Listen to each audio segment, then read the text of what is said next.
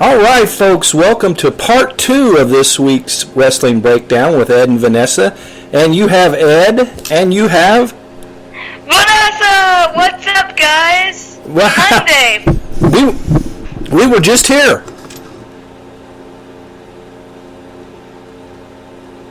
We were just here Saturday night, and now we're back. We are back 2 days later because there was just so much stuff to talk about on Saturday, and we're still not done yet. So this is round 2. And we're excited to be back. I don't know about you, but I was getting tired Monday. We hadn't even made it. We could have even gone longer in WWE on Saturday than what we did. We definitely could have gone longer, and it was funny because I was like, I wasn't really getting tired, but I was like, I'm getting hungry. I have to use the restroom. There's so much stuff. It's crazy. Well, maybe we need to get a sponsor and get like halfway through the show and have a long sponsor spot, and have the little get a snack break or bathroom break, and we'll be good to go. That would be really cool. I think we should look into that. That would be fun. So if you're looking to sponsor an awesome wrestling MMA show, then hook up with Trevor Decker at trevordecker.com or wrestlingnewsblog.com, any one of those places, and he'd be happy. He would love us to death if we came up with a sponsor for this show. I mean, yeah, that would be awesome. I think we could, honestly, I think we have the ability to take it there. I feel like me and you give out awesome, accurate information, and we're not boring. We're definitely fun. So I don't know, maybe someone would love to sponsor us. There you go. Well, as we get started today, kind of like we mentioned in a couple of different things on Saturday, it's not always good news that we have to pass on, but this could be worse, and we're going to pray that Bret the Hitman Hart is able to get through what we're about to read. Bret on his Facebook page put, "It's with great remorse that I feel compelled to speak truthfully to my friends, family, and my millions of fans around the world. In the past few years, I've spent more than enough time paying the price for all those years trying to be the best there ever was as a professional wrestler. I executed excellently, and my proudest claim was that I never seriously hurt or injured another wrestler in my 23-year career. I've paid a price for all that fake wrestling. Aside from a devastating career-ending concussion and numerous surgeries when I was younger, in recent years I've had 2 knee replacements, 2 hernia operations, surgery on my right elbow, and just a few months ago I underwent a 4-corner fusion of my right wrist that even now makes it most difficult to write or type." Mark Helprin wrote, "We are all perfect clocks that divinity has set to ticking when even before birth the heart explodes into a lifelong dance. I've had a great lifelong dance, and I'm a survivor of many hard battles. I now face my toughest battle. With hesitation and fear, I openly declare myself in my fight against prostate cancer. In the next few days, I will undergo surgery with the hope of defeating this nemesis once and for all. My fans have always looked upon me as a hero, and I've always done my best to live up to that, in and out of the ring. I beat the odds when I suffered my stroke in 2002, but it is now yet again that I draw upon the many adults and young children I've met throughout my life who courageously fought and usually lost in their battles against this deadly disease. 1 year ago, I watched a brave young man named Wesley fight brain cancer to the end. If I can find even an ounce of his courage to stand unafraid and face the tough road ahead of me, I will march toward this destiny with his spirit chanting in my ear." I make a solemn vow to all of those that once believed in me, the dead and the living, that I will wage my fearsome fight against cancer with one shield and one sword, carrying my determination and my fury for life, emboldened by all the love that's kept me going this long already. Love is my weapon, and I've got much of it around me all the time, for which I am truly blessed and eternally grateful. My children, grandchildren, and my loving wife Steph have been and will constantly be at my side. I refuse to lose. I will never give in or give up, and I will win this battle or die trying. Most important of all, I hope I can take the fight to prostate cancer, to be a leader in awareness, and to set the example for men everywhere who find themselves in my very same shoes, that prostate cancer can be beaten. B for Brett. I know, Vanessa, that cancer is a very sore topic for both of us. Yep. And it can be beaten. It definitely can, 100%. And I'm hoping that they found it at a stage where it sounds like if they're having surgery, they may have found it early enough to be able to beat it. And I don't know. I mean, he's the excellence of execution, and I thought the most interesting part of what he wrote from a wrestling perspective was the fact that he said in his 23-year career he never injured another wrestler. Yep, that's saying something. That means he knew what he was doing in that squared circle, and he took care of people, and that's the most important thing, honestly. That's really awesome. I mean, we've talked several times about people who don't take care of their opponents in the ring, and it's obvious that is a big deal, at least to somebody of the caliber of Bret Hart, that's his. Well, I mean, you know, this is basically a tell-all paragraph here, and that's what he thought to bring up. He didn't bring up the Montreal screw job, or he didn't bring up going to WCW. He brought up something that shows what kind of a person he is, and I just feel compelled to say a short prayer for Bret, and then we'll move along unless you have something else. No, I agree. I think prayer is awesome, because as they say, faith can move mountains, and prayers can do wonderful things, so I'm right there with you. Father, we thank you for the opportunity that we have to do this show, and we thank you for the opportunity that we have to pray for Bret Hart. We ask, Father, that you would touch his body, heal him, and remove the cancer from his body. Help them to be able to get it all, and help him to be able to say in the future that I, Bret Hart, am cancer-free. Praying this, believing that it will happen. In Jesus' name, amen. Amen.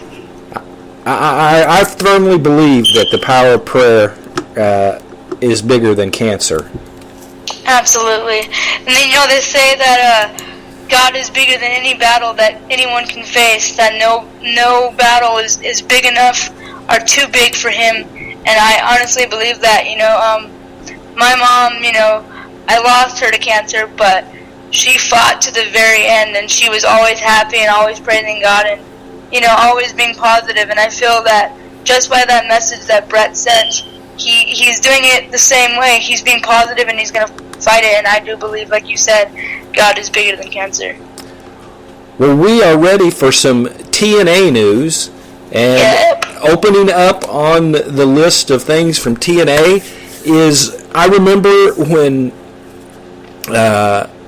the signing from Pop TV was announced, and shortly thereafter they were talking about signing some of the regulars to new contracts, hoping to bring in some new people and things like that. And it looks like that the biggest tag team, well, it's almost hard to say that now that Beer Money is back together, but the TNA Tag Team Champions are back in the saddle.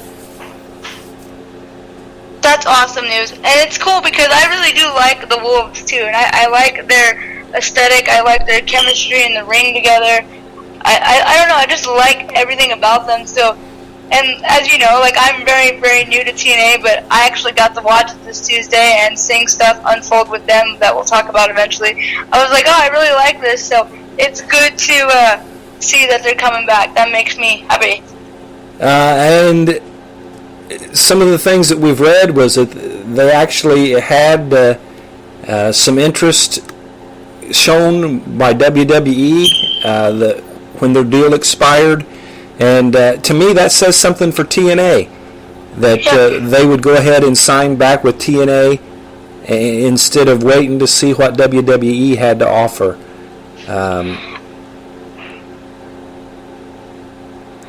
Yeah, no, I was going to say, I feel like, that sometimes when it comes to that, like, you know where your heart belongs and you know where your home is. And I feel like with them, they feel that TNA is their home. And yeah, TNA may not be as globally popular as the WWE, but it's still a phenomenal wrestling company ran by phenomenal people. So I'm not surprised. And at the same time, they always say, futures in WWE are uncertain. They say it on breaking ground all the time. Just because you're here doesn't mean you'll make it here. So, and they're already well established in TNA, and they're loved in TNA. So I feel like them staying was the best move for their career at this point.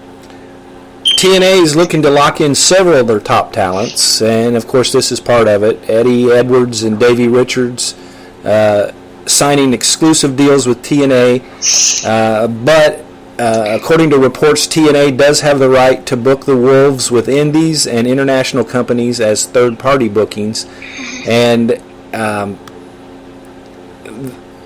I think their following is just going to continue to get bigger. I agree. They've already, got themselves a legion of fans, and I just feel like you said, it's just going to get bigger. Because, I don't know, there's just something about them. Like I said, if it's their aesthetic or just the way they work together in the ring, or the way they interact with the fans even, like, it just works. And it's believable, and they are one of the better tag teams. Yeah. They're reminiscent of several different young tag teams that are out there that work so well together. They're in, as you said, their aesthetics is good. They're in sync with each other. And that seems to be the thing with tag team wrestling. Yep. In the year 2016. The days of just throwing a couple guys together just to throw them together, that's not happening a whole lot, and I'm glad it's not. Yeah, I'm glad it's not either, because I feel like that was happening a lot, not only in WWE, but TNA as well, and other companies as well, and it was like, why are these people tag team partners? I don't get it. Like, they don't jive well together. They don't make sense together because they're so drastically different. But now you're seeing everybody, and everybody's in sync, and everybody actually fits together. It's like a perfect puzzle piece, and it's like, okay, that makes sense. That's a good tag team. So it's good to be seeing that, and it's good to see the tag team division worldwide flourish, because it's like, for a while that was a division that got swept under the rug and forgotten about, and now people and fans are starting to care about that division, whether it's in WWE or TNA. So I think it's pretty awesome. Well, and another huge announcement and another signing, a new deal. Jeff Hardy, his current deal was set to expire in a few months, and there was the usual speculation he might be looking to return to WWE. But to get Jeff Hardy, who has kind of turned into the face of the company now that Sting is gone and AJ Styles is gone, I guess he and Angle and his brother. Of course, there's other people that would say that Rude and Storm and people like that, but he's certainly a big part of the core of TNA, and to get him back in is just as big as getting the Wolves back in. Yep, I agree 100%.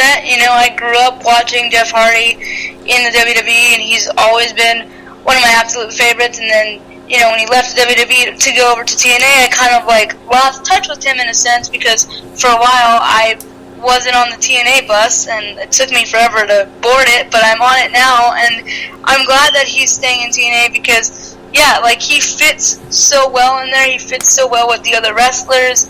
It makes sense. The stuff that happened with them last Tuesday, I was like, oh boy, we'll probably talk about that too. And I don't know, it's just good to see him there. It's cool that he calls his fans, his creatures. I like it, and I'm glad that he's in TNA because I think TNA not necessarily needs him, but they do well with him. So I'm all for him staying there as opposed to coming back to WWE. And when they do team together, he and his brother are in that line of meshing. There's nothing like memories of the old TLC matches and different things like that from way back in the day, where you thought, these guys will never make it 5 years in the wrestling business, so they're going to kill themselves. They just do crazy things to their bodies, especially Jeff, because even when he was a singles competitor, he did crazy things. I'm like, how is this guy alive? He must have, more than one life. Is he, part cat or something with, 9 lives? Because it was crazy. And it was. I mean, everybody's talking about what Kalisto did, and it was the wow moment for sure. But Hardy used to have those every match.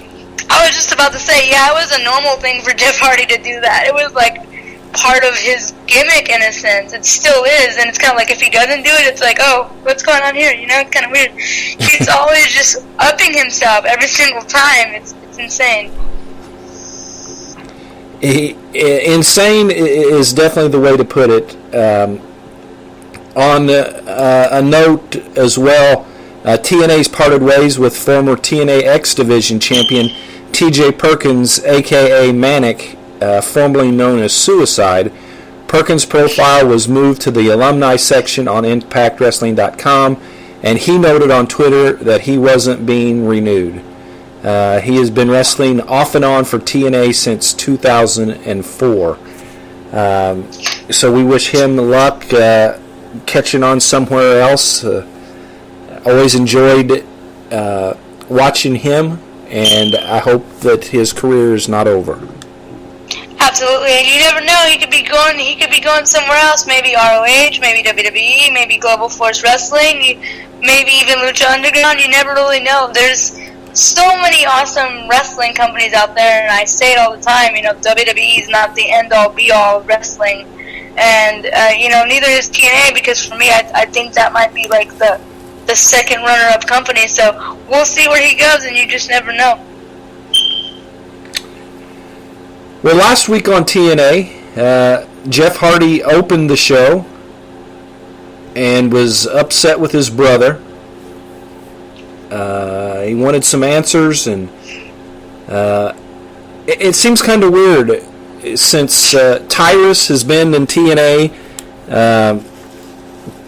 I still keep thinking they're going to play the Funkadactyl music when he walks out. Yeah, seriously, right? Somebody call my mama, they're going to get my phone out for something. You're like, oh, wait, never mind. Wrong person, wrong gimmick. But Tyrus comes out with Matt and Rebby and the baby.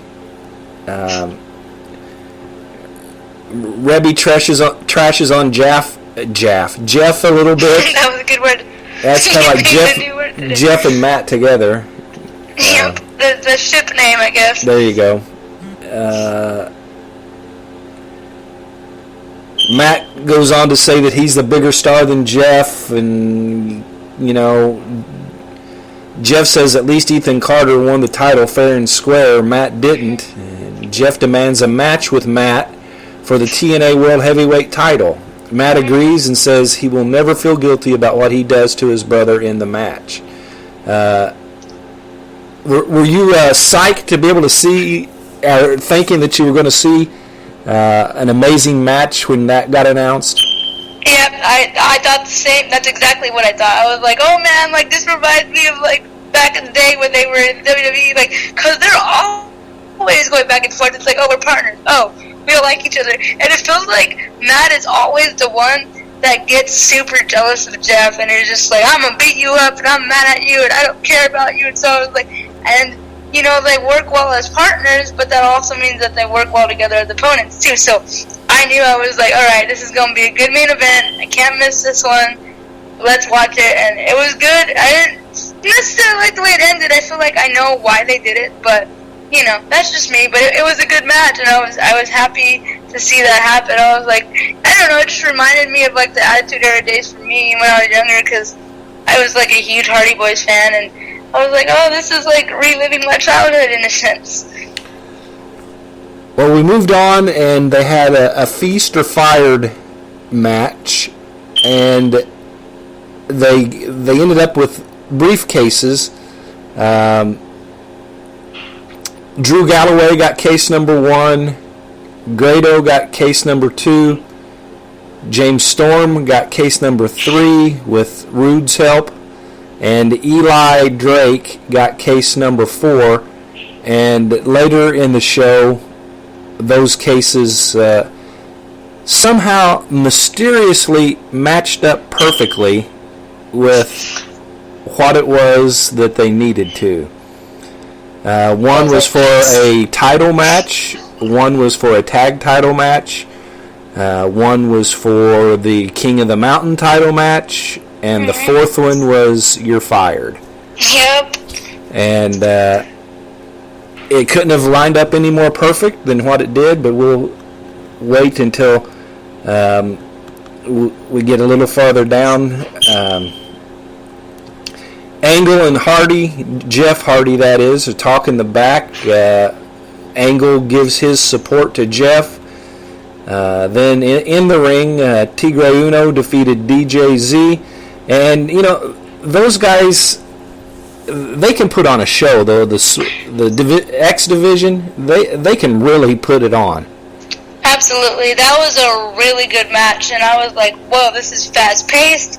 It's crazy. You don't know who's going to win. Like, these are the kind of, you know, triple threat matches I like, because instead of, like, one person, like, beating up on another person for the majority of the match and the other guy being laid out or whatever, you know, out of the equation, this one was just like they were in it all the time, and it was like, dang, I really don't know who's going to win this one.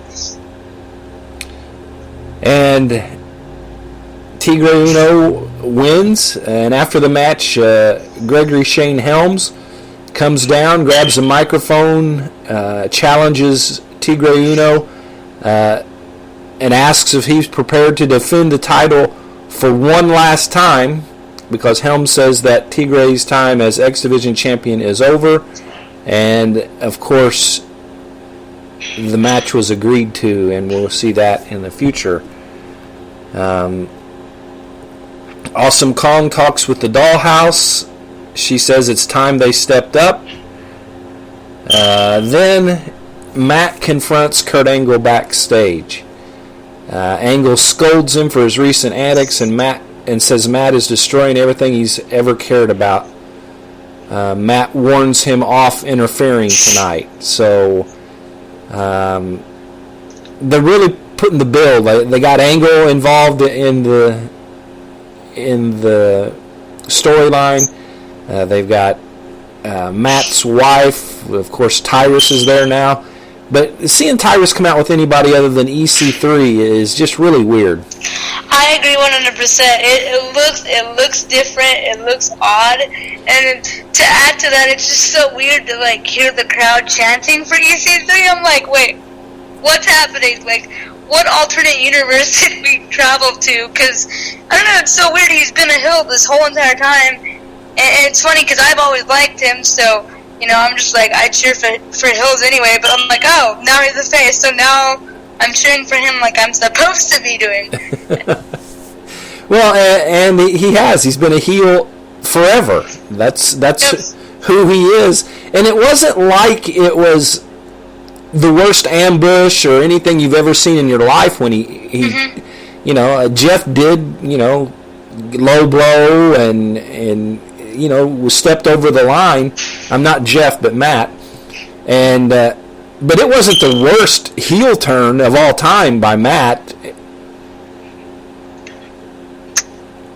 I just think what it might have been too, what might have played into it was the whole like using the like baby bag or whatever, and then the hammer. It's like, come on, really? Like, you just had a kid, and you're gonna use that to your advantage? Okay, like. Yeah, I mean, it was a legit heel turn, and I'm not going to say that it wasn't legit, but you and I both seen way worse.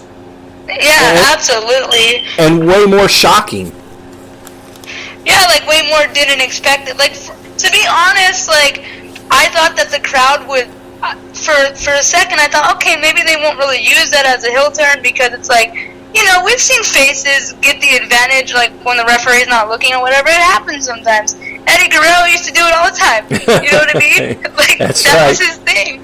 So, I mean, like, I was like, are they really going to turn on Matt for this? And they did, and it was kind of like, oh, scratching my head a little bit, like, okay, he's Matt Hardy, this is EC3. I really don't get it, but I mean, I'll like it. Maybe, too, it has to do with the fact that, like, Tyrus is involved, because I feel like Tyrus is one of those guys that, like, is automatically a heel by default. So, like, if they're linked together, it's like, oh, then that must make Matt a bad guy then. So. Well, and I think that's how they're trying to make Matt look worse, because it's hard to root against Matt Hardy. I mean... Exactly. And no matter how bad his wife acts or how many things he picks up, he's still Matt Hardy. Yep, he's loved. He's a great guy. It's like, that's what I'm saying. Like, that's why I thought the crowd was like, oh, whatever. He's just trying to get an advantage in the match. But I think Tyrus being involved, like, helps that a lot. And he does help that out a lot. And I also thought that maybe that EC3 might stay heel. I wasn't for sure that he was making a babyface turn. Yeah, because it just seems odd, like EC3, because he was like super smug and like cocky and like with the suits and everything, and thinks he was like high and mighty. So I'm just like, okay, like how are they gonna drastically change his aesthetic? Like, I mean, we kind of know what he looks like as a face because we saw him in NXT. For those of you who don't know that he was in WWE once upon a time. So, I mean, I know he can be face, but it's like, are they going to make him that goofy guy again? Because, I mean, I wouldn't mind it, but I just want to see, like, where is it going to go? Well, we'll get our chance, because the one thing about having a Monday show, we don't have to wait long for the new episodes to be out. We'll have Raw tonight, and followed by, well, all the other ones that are. There's wrestling just about every night of the week now. Yeah, seriously, it's like, and that's honestly all I've ever wanted as a wrestling fan, to like watch wrestling every day, and like I can actually do that now. So I'm like, yes.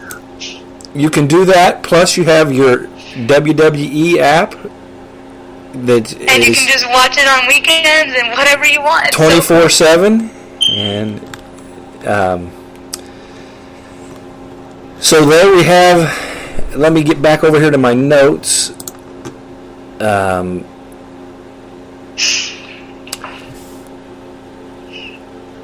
Wolves, Awesome Kong defeated Velvet Sky, and Madison came out to help Velvet. But the Dollhouse and Kong attacked her too, leaving the beautiful people laying. I'm not sure. TNA has been known for their knockouts to be phenomenal. Yep. To use a well overused word. But I'm not sure what it is with having these team things. You know, the WWE is kind of breaking them up right now, but I mean, they had their teams of 3, and TNA's having their teams of 3, and I'm not a fan of that. I don't know. What do you think?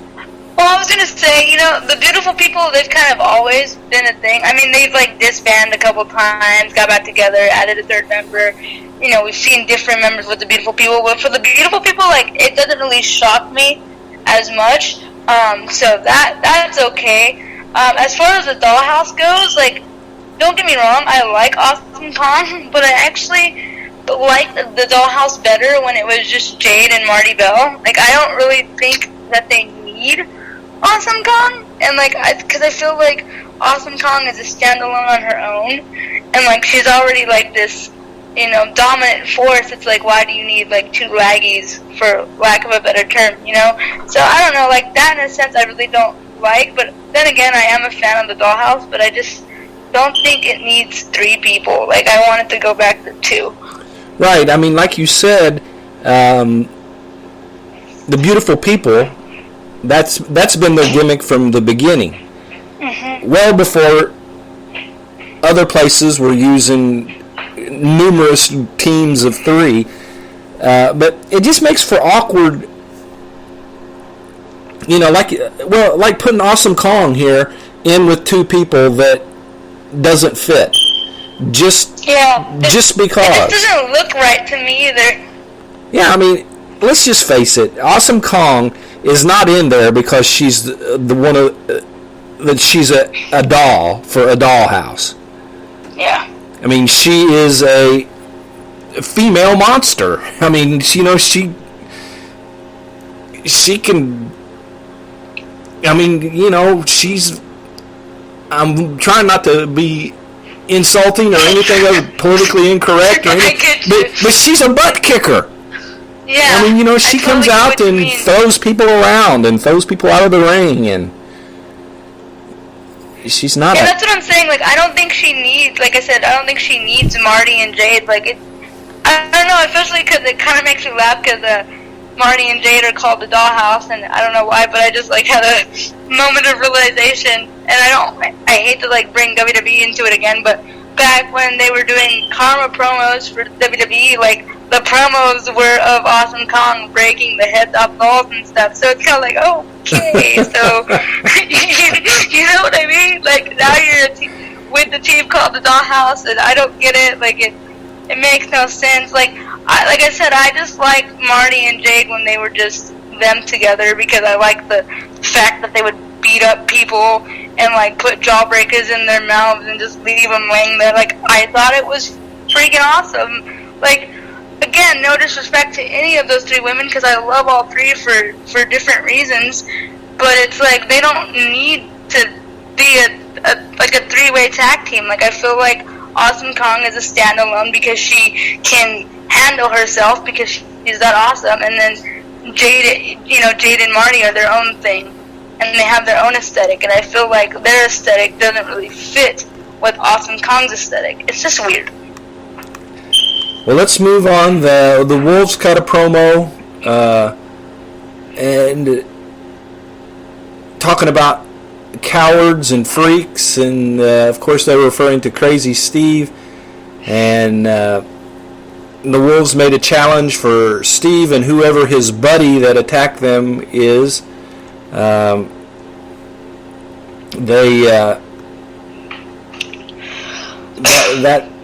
went out. They went to the back again to start the Feast or Fired briefcase opening, and a couple that you like pretty well came out first before they got into opening the briefcases. Yep, and that was Maria and Mike Bennett, well, the Miracle now. But it's just so funny because I love it. I love how brash they are and how cocky they are, and like how they were like, praying for a miracle. And I forgot who said it, but someone said, like, who do you think you are coming in here and pretty much like thinking you're all that in a bag of chips? And I don't know. I just think it's funny because, like, I know Mike Bennett, he was in ROH, so he's like a well-established guy. So I think it's just kind of funny that, like, everyone's like, what are you doing here? Like, you're not all that great. And then, of course, Maria is first lady of, ROH, and now she's the first lady of TNA. And I just love how, like, cocky and arrogant they are. Like they think their poop doesn't stink. You know what I mean? Like, I love it. That's what they want them to be doing. And it was actually Drew Galloway who got up, and they kind of got face to face a little bit, and Bennett kind of just brushed him off like, you don't need to get in my face. Yeah, you don't need to, and you don't want to. He's very confident, that's for sure. Let's see. They opened one case, and it was Eli Drake's, and his contained a King of the Mountain title shot. Crazy Steve and his partner Abyss faced the Wolves. The Wolves won by DQ when Abyss and Crazy Steve actually went crazy, and some weird crazy chick showed up with the titles that ended with the Wolves being laid out. Oh my goodness. Can I just say that was probably my favorite segment, like, aside from the main event? Like, I don't know why. Well, I do know why. But, like, when that chick came out, I was like, who is this person? I think I really like you. Because, I don't know, like, I've always been about women's wrestling. You guys know that. But I've also always been about, like, the weird people, I guess you could say. So, when I saw her walking down the entranceway of the ramp with the titles and just holding them there, and like, I don't know, like, and I love horror movies too, and that's kind of what it reminded me of, and I was like, I really, really like this right now. Well, the new team of Abyss and Crazy Steve is being called the Decay. The new women's wrestler with them is Rosemary, and she is a Canadian women's wrestler by the name of Courtney Rush. So they've got Decay, and that includes Abyss, Crazy Steve, and Rosemary. So freaking cool. And when she was like singing DK into the microphone, I was like, oh, this is so cool. Like, I don't know why, but I'm like all about that thing right now. Like, that was probably my favorite thing. I thought it was really cool, and I'm excited to see where it goes. The rest of the Feast or Fired briefcase were revealed, and we find out that James Storm, ironically, gets a tag team title shot with his briefcase, and Drew Galloway gets a world heavyweight title shot. That's awesome. So happy about that. That is, I mean, all three of them make perfect sense. It's just funny the way they do it with briefcases and the luck of the draw and. Yeah, it's like, for a second there, you're like, oh man, are they really going to get fired? But then you pretty much know, like, oh. It was pretty much a set deal that Grado was going to be the one that lost his contract. It's so sad. Poor Guido. Poor Grado. Okay, the TNA World Heavyweight Championship. Jeff Hardy versus the champion Matt Hardy with Rebby Sky and Tyrus. He just has everyone in his corner, doesn't he? Yeah, I'm thinking the Hardy Boys were always the Hardy Boys. You know, no managers that I remember. They did their own thing. They didn't have anybody watching their back. And absolutely. I mean, the only time that it wasn't just them was when Lita got involved, but even then it wasn't like overly excessive because the three of them worked well together and got their stuff done, and then like Lita would be off doing her own thing too sometimes. So it's just weird to see Matt have all this backup. Like, oh, okay, sure. Then Eric Young comes out, screams at them to stop. He says Jeff hasn't earned the title shot, and that Eric Young should be the number one contender. Because he is the King of the Mountain champion, and then Bram attacks Jeff out of nowhere. That's crazy. An EC3 chant breaks out. Weird. I got my hand on my forehead now saying an EC3 chant. And it was loud too. It wasn't like a subtle chant. It was like thunderous. They were begging for him to come out, and it's so funny because they had alluded to it earlier in the show that like they hadn't heard from him since he lost, and they don't know where he is. So it was kind of like, yeah, come out, Jeff, because Jeff just gave you a nod and said that he respected you and that you were one of the best wrestlers that there was because he won the title fair and square. So it would have made sense for him to come out, but I think they're just waiting for it to happen so that way when he does come back, it's a bigger pop. But yeah, it was weird to hear that. So EY and Bram are on the attack. The EC3 chant comes out. Matt and Tyrus just stand back and watch. I was like, damn you, Matt, watching your brother freaking get pile drived and freaking laid out and not doing anything about it. Well, like, what the hell, man? I didn't really understand Beer Money and Crazy Steve and Abyss come running out. That kind of was weird. Yeah. It was like, hey, wait a second. We need some airtime. It's like you forgot about us. Well, I mean, it's right in the middle of a Jeff Hardy beatdown. They come out and do their own thing while Jeff Hardy's still getting beat down. It's like, what are you doing? Like, what's happening? Like, dude, you got the wrong, call. You're not supposed to be out here. Your cue was 2 matches ago. You missed it. It was like, were you sleeping? They brawled their way to the back, and then Kurt Angle came out to make the save. But, man, I tell you what, when EY slammed Jeff's head into the ring post and then grabbed him and put him in a pile driver off the apron through the table, that was just ugly. It was ugly. It looked ugly, and the way that it was like sold was awesome too. Because the commentators, I believe Josh Matthews even said like, Jeff Hardy's a father. He has young children at home, and like his career could be over. And he said it like very somber too. So he made you buy that, and like it was just like, oh man, like this is crazy. Like even I was like for a second, like we all know about pro wrestling and how it's handled, but even for a second I was like, wait a minute, like this is scary. Like it was crazy. And then it shows Matt just looking on, kind of shaking his head, and the important part was Rebby was smiling. Oh boy, people's wives change people. I'm just kidding. But yeah, no, it's so funny because I realized that too, and I was like, dang it. So Rebby's the thorn or the wedge between Matt and Jeff, and I was like, man, freaking girls sometimes. Well, that's the end of the night for them.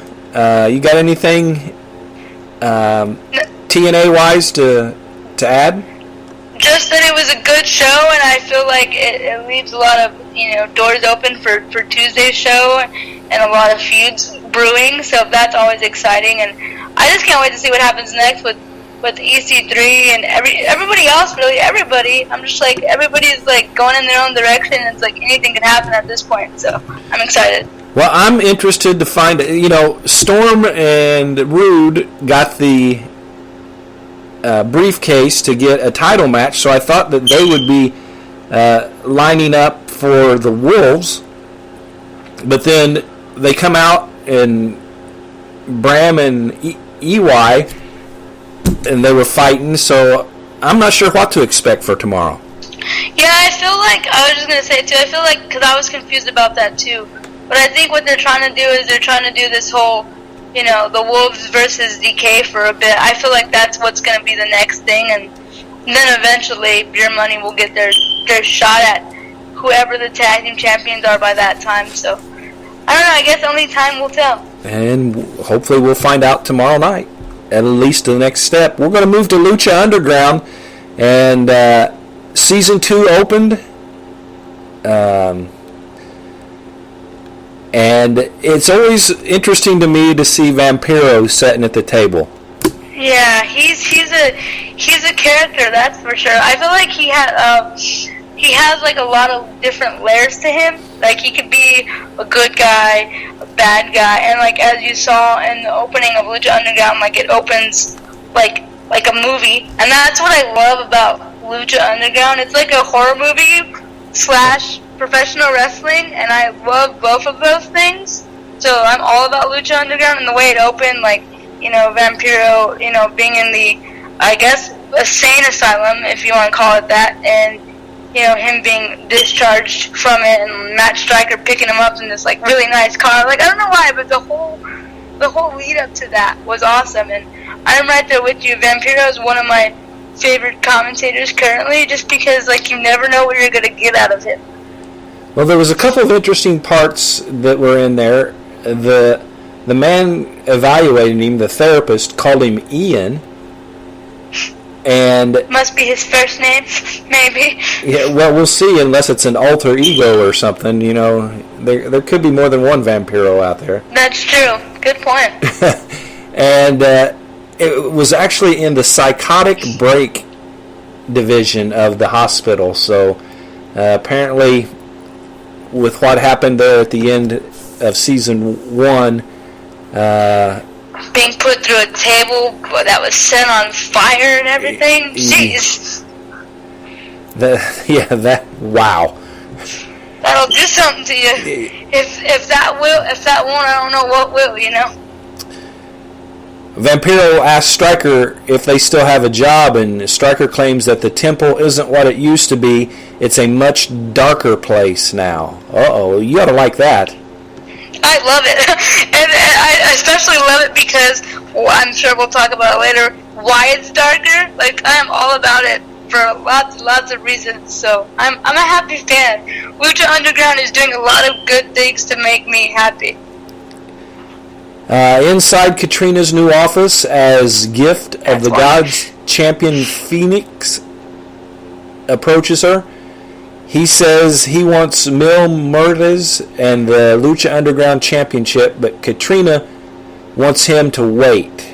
She books Phoenix with King, Colonel. How do you say that?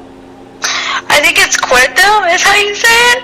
If I'm saying it correctly, it's like, it's weird. It's like Cuerto, like you say it with the Mexican accent. I just butchered it probably too, but I think I'm pretty right on the money. So that's who's going to get the championship match. They've got Lucha Underground champion Muertes on the throne now, basically as a king, overseeing everything that's happening from the top of the temple. Tell us a little bit about this background here, this temple, and what they're trying to portray here, King. Well, for me, like, you know, Lucha Underground has always been known as the temple, and it's been ran by somebody else in the past. Forgot the guy's name. But, you know, it's kind of like a fight club. It's literally an underground fight club, which is why it's called Lucha Underground. And now it's being ran by Katrina and, you know, Mil Muertes, you know, and, like, it's weird. I like it because they have this weird, like, dark, like, quiet thing to them, and it's like he just sits there on his throne, and it's like he's all huge and, like, intimidating, and then you have Katrina, who's, like, I guess, like, his right-hand woman, I guess you could say, and, like, she's pretty much the one that calls the shots, and she's so, like, she's such a hill, and I am a big fan of Katrina because I followed her when she was in the WWE, you know, as Maxine, and I felt like the WWE didn't handle her properly, and I feel like she fits so well in Lucha Underground, and, you know, that duo is, like, it's so intimidating, and you know, like, when they're out there, like, people are gonna get hurt, because they run the place, and they don't really care who they step on or who they hurt when they're doing it. All that they care about is being at the top. And, like, he's pretty much the king, and in a sense, she's kind of the queen, you know, so I think it's pretty awesome. And my notes here say it's very Shang Tsung's throne room from Mortal Kombat. Yeah, it does remind me of that. That is true. That's a good point. I was going to say, boy, I hope you know what that means because I'm not into Mortal Kombat. Yeah, no, video gamers, if you guys are listening to this, you will know what it means, and maybe that will intrigue you guys to go watch Lucha Underground. Because that's the funny thing. Lucha Underground ran by, a guy who knows nothing about professional wrestling. It's kind of like a soap opera writer type thing. And then a horror movie director. So it's just so weird to see, like, two people that essentially know nothing about professional wrestling, like, join together and then bring something so fresh and exciting to it. Because for me, like, I remember when I was watching season 1, I kind of jumped on the ship a little late, but when I was watching it at home, my roommates were like, "What movie is this?" I'm like, "It's not a movie, it's wrestling." And they're like, "But it's like a movie." And it's so weird because that's the feel that it gives you. It's like a movie with, like, wrestling in between. And it literally is this, like, one giant storyline that continues over seasons. And I like how they say, like, it's season 1, season 2. Like, I even like how they break it up in that sense. It's so unique and it works. We have a Gift of the Gods championship match, and it is Phoenix and King Cuerto. And the winner is? King Cuerto! He's the new champion! And backstage we go again with Katrina. And this time she's interrupted by the former Trios champions, Ivelisse, Son of Havoc, and Angelico. The team wants their titles back, of course, but apparently Mill has other plans for them. And she offers them a triple threat match tonight. Oh, man. Against each other. Yeah, so freaking awesome. That makes me so happy. And the winner gets a pretty good deal, gets a shot at Mill and the world title. Yep, absolutely. And it's so crazy to think, like, oh, man, she's putting former partners together, people that work well together, people that were just starting to get along again. She's trying to ruffle their feathers on purpose. I'm like, oh, this girl. That's like the perfect pill right there, And it's so funny because what I loved about that little exchange is, like, Ivelisse going up to Katrina and telling her, like, when I'm done with this match, I'm, like, coming for you, pretty much. I'm like, yes, I want to see that. Let it be. Let it happen. I'm fans of both of them, so, like, I'm all about it wherever it goes. I'm just like, yep, let's do this. And Katrina got a lot of airtime because we go backstage again. She's always there. There she is with King. She runs the place. She's crazy. King Cuerto this time, who just won the Gift of the Gods championship in the season 2 opener. She warns him to remember the deal he made with the Muertes, and Cuerto says they have nothing to worry about. So, see, I feel like all those people are her henchmen, and she just tells them what to do, and because she's beautiful, they listen. You know what I mean? I feel like that's her thing. She has them, like, wrapped around her little finger. Then we have that triple threat match. Tell us about that. Oh my goodness. So it was Son of Havoc and Helico and Ivelisse, and oh my goodness, it was back and forth. It was crazy. And me and Trevor, we actually watched Lucha Underground together. It was Thursday, I believe, so it was like a day later. And I hadn't read any spoilers. He hadn't read any spoilers, so we didn't even really know about the triple threat match. And so in our heads, we're thinking, holy crap, this is a triple threat match for, essentially a world heavyweight title, and females in it. This has never been done, ever. This is like some history-making stuff. And what we both loved about this match is that there was a point where you didn't really know who was going to win, and at the same time, both Son of Havoc and Helico sold Ivelisse's moves like they were actually a thing, because Son of Havoc is this huge guy with a beard and a mask, and Helico, he's a little bit on the smaller side, but he's still a guy, and like he's super athletic and super fast. So it's kind of like him versus those two. And Ivelisse, it's like kind of like, oh, Ivelisse isn't gonna win. You're thinking that in your head. But the way that these guys were selling her moves, it just shows a lot that they respect her and that they respect women in the business. And it was an awesome thing to see. And Ivelisse ended up winning. And so I was like, wait, what? She's fighting for a title? The Lucha Underground title? Like, this is actually about to happen? Like, really? Like, I don't know. Like, I was just like, holy crap. Lucha Underground is doing something that hasn't been done before. Yeah, we've seen, like China hold the Intercontinental title. We've seen Jacqueline hold the Cruiserweight title. But there's never been a time in WWE or any other company where a woman was going to be in the main event for a heavyweight title.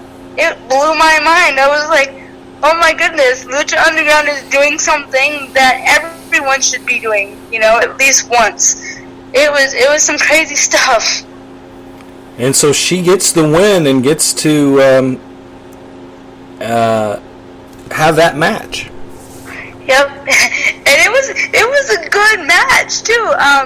Watching it, I was like, because Mil Muertes, he's freaking huge. He's like a freaking tank. You got Ivelisse, small, and I mean she's not like skinny or like not athletic, but she's just not his size, obviously. So I'm just like, oh boy, how is this gonna work? And what I really loved is like they kept on talking about how Ivelisse has an MMA background and her specialty is jiu-jitsu, and I was like, yeah, and I even made a comment to Trevor. I was like, yes, like she needs to get him down on the ground and do some submissions, and she'll get him that way. I was like, I've seen it happen. I know it's possible for smaller people, like smaller girls, to roll around with bigger dudes when it comes to sparring and MMA. I was like, I've seen it done before, and so it was really cool. And at one point, like she got him in this like triangle choke, but then like he lifted her up, and then he got out of it. I was like, damn it! And then she got him in an armbar at one point outside of the ropes, and like he was tending to that injury, and I was like, there we go again with the selling and stuff. And eventually she lost the match. I was really, really hoping that they were gonna do something with that and do this crazy win, and she wins, because we've seen it done with Sexy Star and Pentagon at one point. So I was like, okay, maybe they can do it again. But as the match concluded, me and Trevor both said, like, dude, this isn't over. This is gonna go on for a while, and it's a build up for the season to come. Well, there was a little bit of it wasn't a mix-up, I'm sure, in the script, but Katrina came out, and unfortunately for her, she got a spear from her big man. Yeah, I thought that was freaking cool. I was like, yes! I mean, it was an accident, but I liked it because, like she's all up in Ivelisse's face, and I thought she was gonna give her the lick of death, and I'm pretty sure the whole entire crowd wanted it, and it didn't happen. And I was like, come on! She does that to every single one of the people that she lays out, but doesn't do it to Ivelisse. That's not cool. But besides the point, yeah, she got laid out by a spear, and I was like, ooh, is that gonna like create some tension between those two? Like, what does this mean? And I don't know. It's like I said, it left a lot of like unanswered questions, but because of that, you'll want to tune in on Wednesday and be like, okay, let's see what's gonna happen now. Well, let's see how things end up. Katrina orders the attack to continue after the bell, with Prince Puma coming out to make his Season 2 debut with a save, laying out the champion with a super kick. Puma and Ivelisse run off Mil as Mil is left in the ring screaming at them. And then Pentagon Jr. comes out of nowhere and drops him with a backstabber.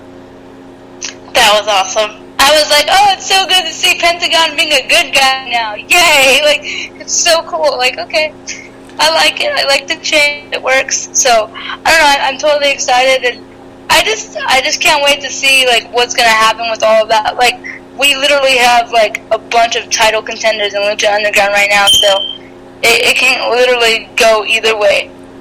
Well, again, I'm going to guess that you liked this part as well. The episode fades to black, and then it fades back in, and it's Dario Cueto. Yep. I just love how they do things like that, because you're like, oh, it's over for the week. Oh, wait, no, it's not. And then they do that, and you're like, yes! And then you're just like, hey, now it's like a cliffhanger, and you're like, dang, like, now I have to wait a whole entire week to find out what happens, and that's all I'm going to be thinking about. Like, I don't know, I just like the way Lucha does those things, because it's literally like you're watching a movie, but at the same time it has something that we all love in it, which is professional wrestling, so it works. Well, they're outside. Angela Fong shows up with three guys. They say they're looking for an underground fight club and ask, what's with the chick?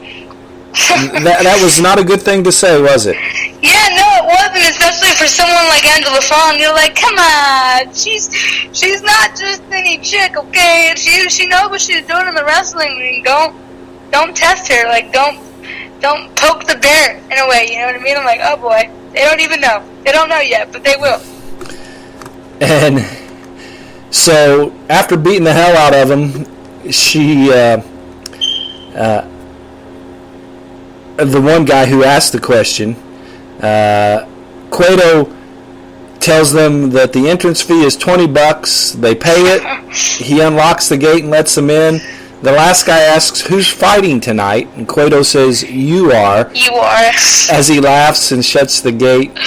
And finally, we fade out to screams of pain from behind the door as Dario walks away. That's like horror movie 101 right there. And yeah, I loved it. And I was like, entrance fee $20, really? And I was like, oh, everybody has $20. I don't know why, but that part just made me laugh. But I was like, this is literally horror movie 101 stuff right here. And that being my favorite genre, it's just like, man, I don't know. It's awesome. Well, wrap it up for Lucha Underground for us. If you guys weren't intrigued by what you heard, I don't understand you. You should be. Because it's a good wrestling show, you guys. Like I said, like, maybe wrestling isn't, I mean, you obviously have to like wrestling to some degree if you're listening to this podcast, but maybe you are like me, you're like me, in the past, and you only I'm sorry, my roommate, that distracted me, I'm sorry, guys. Oh my goodness, I was trying to keep a straight face. I apologize. You're alright.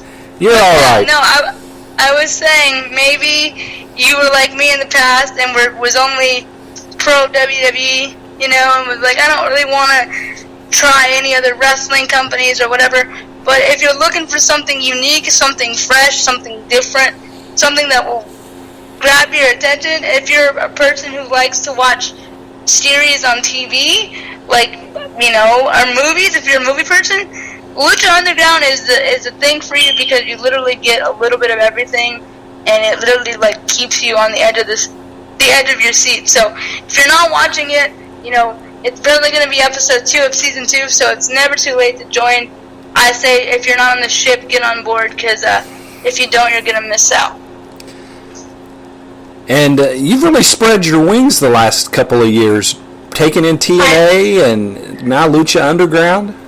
I really have, and it's so weird to think, because, I mean, like I said, I'm a WWE mark. I have been for years, and I've kind of always been like, no, WWE is my one true wrestling company, but now I watch everything, and I even watch ROH occasionally. You know, I've watched a couple of Wrestle Kingdoms, and I've seen a couple clips of, you know, Global Force, so it's like, I'm just doing it all, because at the end of the day, wrestling is wrestling, and if it's good, you're going to watch it. And honestly, like, I won't lie, I think it helps that Shayna Baszler is a professional wrestler now, because now I'm kind of like, okay, now I see what you're doing. Now I have to go and like explore the world of wrestling, and so I'm doing that, and I'm loving it. So it's awesome. With that being said, it's time to switch gears a little bit and go to UFC And the first thing on the list is Ronda Rousey hosting Saturday Night Live. Yep. That was a history-making night. But before we get into that, speaking of Ronda Rousey, she turns 29 today. So happy birthday, Ronda Rousey. I couldn't have made that up at all either. I was like, oh, we're doing a podcast on her birthday. How perfect is that? And we're going to talk about her hosting Saturday Night Live, even though it wasn't this last Saturday. It was the Saturday before. Yep. And we were supposed to talk about it, the following Saturday, but we ran out of time, so we're talking about it now. And I thought it was funny. I thought she did a phenomenal job. Again, history was made because she was the first MMA person ever. I was going to say woman MMA, but she's the first MMA person ever to host Saturday Night Live. And she did a great job. And, her opening monologue, before the monologue started, I should say, she congratulated. She said that it was her first time being on TV where she wasn't getting punched in the face. So I kind of laughed at that. And she said that she congratulated Holly Holm and that Holly Holm deserved to win that fight. And as soon as that happened in my head, I was like, okay, can the fans be quiet now and realize that she congratulated her? Because for a while, fans were saying like she hadn't congratulated Holly Holm and she hadn't publicly done it. But I was like, just because it hasn't happened publicly, it doesn't mean it hasn't happened. I mean, they hugged after the fight, for crying out loud. But now that she's come on, what do you think she said to her when she hugged her? But she's publicly done it now, so I hope the fans or the anti-Ronda fans can let that part go. But aside from all of that, it was funny. The opening monologue had Keenan in there, and he was her coach, and she was nervous, and she's like, how do I do this? I don't know if I can do this. And it was like round 1, round 2, round 3, and I was like, it made me laugh because I was like, but Ronda's never even been into that many rounds before. I don't know. It just made me laugh. I was like, first time for everything. But and she did this part where Justin Bieber comes up and she not beats him up, but punches him in the face. And I thought that was funny because I was like, oh yeah, she doesn't like Justin Bieber because Justin Bieber snubbed her sister once upon a time. And there was that whole scene, and then she had another scene where it was like a, I guess, high school dance type thing, and the guy that she was on a date with, it wasn't even a high school dance, it was just like a date, but it was at the basketball court in high school, and the mean girl, and it's so funny to see Ronda in pigtails and looking all innocent and stuff, and she's sitting down enjoying her date, but then the mean girl shows up and starts making fun of Ronda, and then Ronda just punches her square in the face, and then the girl's like, oh, why did you do that? She continues to make fun of her. Every time the girl makes fun of her, Ronda just punches her in the face again and again, and she just keeps coming back for more until eventually she kicks her. I mean, it was some funny stuff. It was really, really cool to see Ronda, I guess you could say, outside of her element, because that was the first time that wasn't the first time she's done acting, but it was the first time that she's done anything comical, because even when she was acting prior to this, it's always been action movies. So I thought it was really cool. It was really cool to see her on TV again. It was really cool to see her smiling again. And this appearance on SNL, it's opened doors for her, because I don't know if you guys heard, and it's probably a little bit of old news, but since we're talking about Ronda, might as well mention it. She and Tina Fey are going to be in a comedy together, a movie that's actually going to be in theaters, and it's going to be called Do Nothing Bitches, and that's a take off of Ronda Rousey's famous quote. So, I don't know, I just think it's funny, and she keeps getting opportunity after opportunity, and there's people that are like, oh, well, if she's doing all of this, how is she going to juggle her MMA career? Is she ever going to come back? And I've said it before. I think I said it was 2 weeks ago when I said this, and I'll say it again. If Ronda Rousey says she's coming back, which she says she is, she's going to come back. And whether she'll win or not, that is to be unseen so far. Who she'll face is to be unseen. But I'm just ready for it to happen, and I look forward to the future. You know, I've already seen like fan-made promos of Ronda coming back in late 2016. So we'll see what happens. Well, that was item number 1 on MMA and UFC. You got some more things to talk about. Yeah, I wasn't originally going to talk about this because, I don't know, I guess I mean, it sounds bad to say, but it really didn't matter to me, I guess. But, and not only that, but I only got to see 2 of the fights from the card anyway, because I was actually doing our podcast last week when the fights were going on. I had thought they were going to start after, but then when I put it on, I was like, oh, crap, the card's halfway over. But anyway, UFC on Fox was this Saturday, and that happened, and the co-main event was Josh Barnett versus Ben Rothwell in a heavyweight bout. And obviously, if anybody knows me, I was rooting for Josh Barnett because I've met him a couple of times. I've been to his seminars. He's a good guy. He's a pro wrestling fan, so therefore he's cool in my books, you know. Anyway, it was a heavyweight bout, and it ended, I believe, in the first round. It might have even been second. And Ben Rothwell submitted Josh Barnett, which was huge because technically, and I say that in quotations, Josh Barnett has never been submitted due to submission because he's been submitted due to strikes where he like gave up on his own, but never by submission. And it was just a huge deal because if anybody knows Josh Barnett, he's really works really well on the ground, and submissions are kind of like his thing. So to see someone like him get submitted and tap out the way he did, it was like, whoa, did that just happen? And he's had a career of 24 plus years and tapped for the first time, so it was pretty incredible.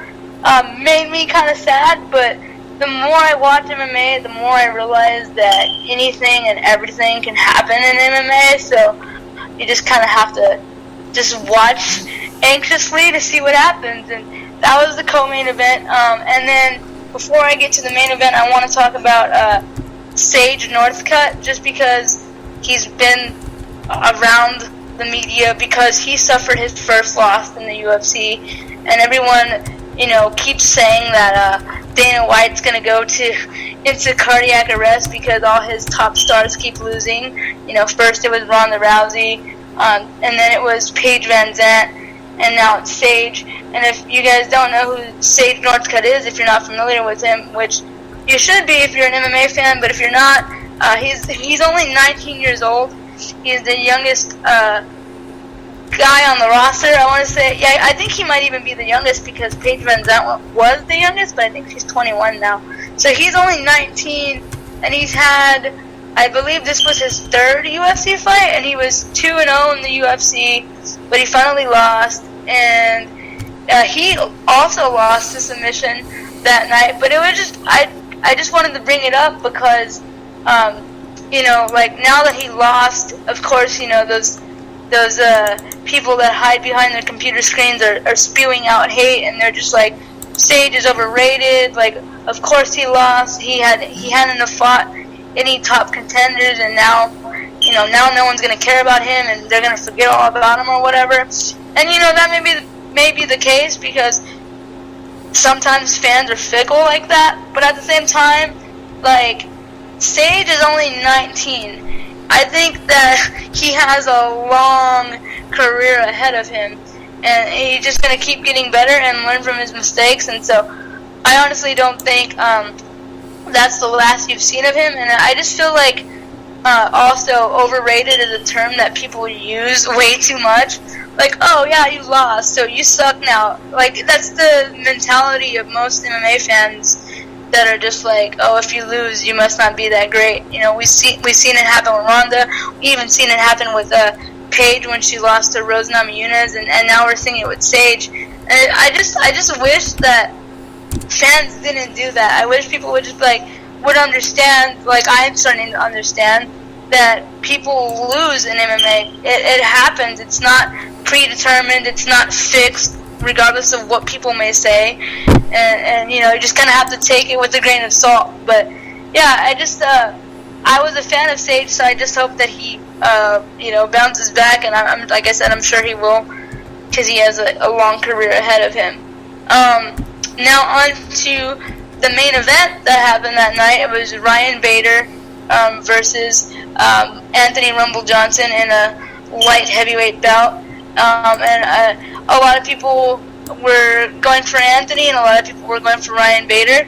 And I personally don't really like Ryan Bader, so it was like, yeah, come on, Anthony Rumble Johnson, let's do this, And I have to believe that that fight might have determined the next number one contender for Daniel Cormier's title. So if that's the case, then we will be seeing Anthony Rumble Johnson versus DC for the second time, if my assumption is correct, because Anthony Rumble Johnson disposed of Ryan Bader quickly in the first round. He caught him with I think it was like a right hand, and then they were on the ground, and he was throwing Beretta punches, ground and pound, and the referee stopped the fight, and he was just, it was like out like a light. Like, it literally didn't even feel like it was a minute long.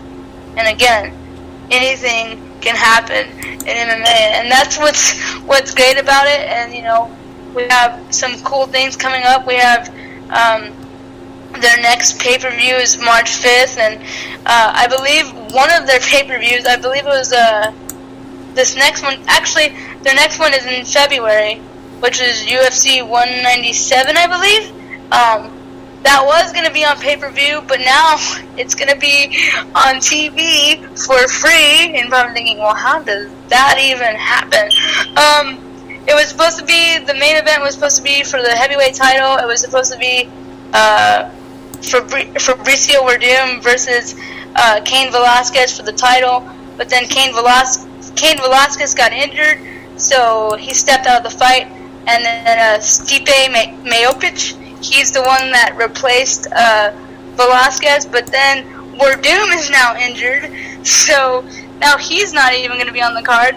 So Dana White did, I guess, the best thing possible, and now he's going to put it on Fox Sports 1 for everyone to watch. It's going to be free, and I believe the card is going to be headlined by Johnny Hendricks, but I don't remember who his opponent is. But it's weird, because for the first time ever, there's going to be a pay-per-view, essentially, on free television. So we have that happening, and then, like I said, the card that I'm looking forward to the most is UFC 198, I believe, which is March 5th, and that's headlined by Rafael dos Anjos defending his lightweight title against Conor McGregor, and then I believe the co-main event, unless Holly Holm is the main event, but I don't really think that's going to happen, so I'm just going to go with my gut, say that the co-main event will be Miesha Tate versus Holly Holm for the bantamweight title. So we got a lot of cool stuff happening. The Ultimate Fighter Season 23 is coming back in April. The next Invictus coming up in March. It's everywhere right now. It's a good time to be an MMA fan. It's a good time to be a wrestling fan. There's just so much happening, and that makes me really happy. And take a deep breath and a swig of something to drink. You were rattling that stuff off, girl. I was like, doop, doop, doop. Sometimes I do that, man. I don't know, like, once I get going, it's like I'm an Energizer bunny, and I just can't stop. It's just, boom. Well, as always, excellent job. We got done in time for everybody to watch Raw tonight, if that's what you're going to do. And that is definitely what everyone should do that. It kind of sucks for me, because I get time delay all the time, and I have to wait till 8 o'clock, so meh. But you guys go and enjoy Raw. It's going to be a good show. And I think between now and WrestleMania time, we're going to start breaking down the show into 2 different spots like we did this week, except for the future it'll be planned and not freaking the Wiz out. He was like, what happened? And I was like, I don't know. It was so funny. Yeah, Trevor, we won't do that to you anymore, we promise. Well, I thought that if we went any farther, it would be an awkward break. And yeah, it would have been. You're right. Because I took a look and look, see, we're at an hour and 20 minutes. That would have been a 3-hour program. And I don't know if people understand, talking for 3 hours solid, even when you got plenty of material, is not easy. It's not, because like sometimes it often becomes repetitive, and you're just like, how can I say this to where like we can make it last longer, And in our case, a lot of times duos are in the same studio, sitting beside each other, and can make eye contact and everything. But you're in California, I'm in Indiana, and there is no eye contact, and so it's not the easiest thing in the world, but it's a ton of fun. It is a ton of fun, and honestly, I've said it. I think I said it in the very first one that we've done. As far as the Wrestling Breakdown podcast, it's so good to be back in the saddle with you, Ed. Like, it is so fun. I missed it, and I'm glad that we're doing it again. It literally is one of my favorite things, and I know, like, I disappeared for a while because I was going through a lot of stuff, but I have my own room now, my own personal space. So, a lot of good things happening, and I look forward to many more of these things. Well, and we'll be back Saturday night, and we'll let you know then when part 2 of this week's wrestling recap,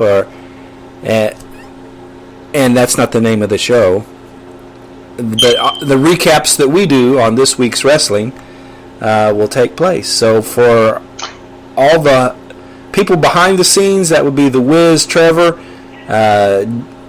good friend, and my cousin John. For Vanessa, this is Ed saying, see you next week. Bye, guys. All right, and we are out of here. Go do the right thing.